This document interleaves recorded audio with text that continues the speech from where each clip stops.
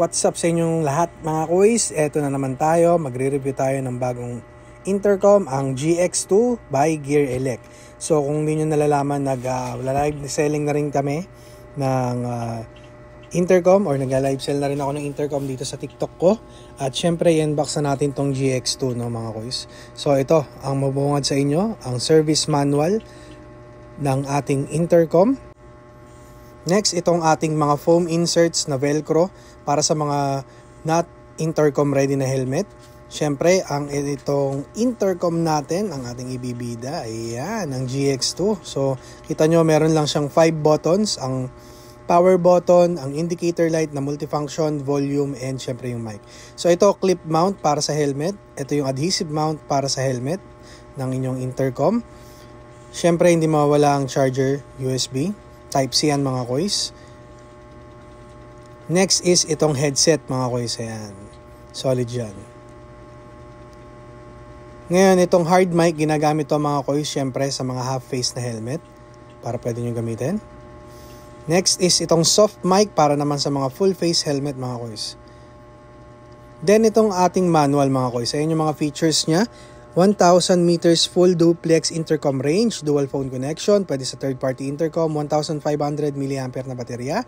And ito yung mga function buttons niya. So, pwede nyo i-pause dito. At syempre, ito yung mga steps na kailangan nyo gawin para ma-pair nyo ang ating intercom.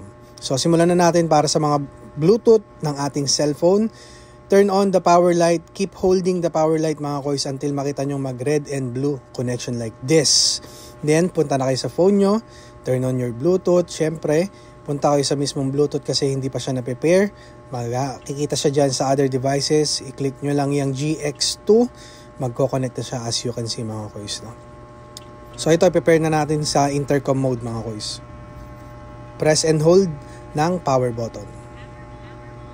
Hold nyo lang mga kuys. Then, after nilang magganyan pareho, press nyo lang yung mic button or talk button dito sa isang intercom, kahit sino dyan. Wait nyo lang yan, magsasalita yung mga kuys. Pakinggan natin.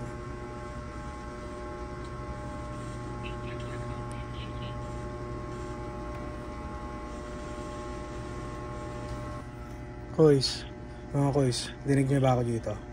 Taasan natin volume. Kuys, dinig naman na. So ayan, connected na siya mga kuys, no? Testing natin sa kabilang mic.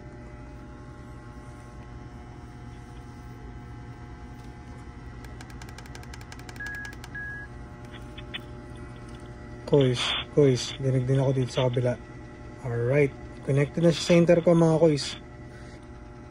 Yung steps naman ng pag-prepare sa third-party intercom mga kuys is same lang dito sa GX2 sa ginawa niyong pag-prepare nitong dalawa. Doon naman sa kabilang third-party intercom nyo kuys is kung paano mag-pair sa third-party intercom ang kailangan nyong sundin. So ayan mga kuys, ang ating GX2 by Gear Elect. Huwag na kayo magpahuli mga kuys. Kung duo kayo na rider, perfect para sa inyo itong dalawa. Napakakunat ng baterya, may noise cancellation. So, check nyo na yung yellow basket natin. Abangan nyo rin to sa mga live ko. Thank you mga kuys. Kita-kits ulit.